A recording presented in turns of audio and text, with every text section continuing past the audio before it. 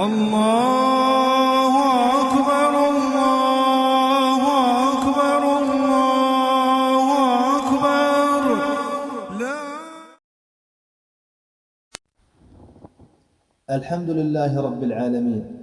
لا يشرع في التكبير يوم العيد الاجتماع على صوت موحد كما هو معروف عند عامة الناس اليوم، بل يكون التكبير في يوم العيد مفردا، فإذا كبرت كبر لوحدك دون الاجتماع على صوت واحد أو موحد. والسلام عليكم ورحمة الله وبركاته.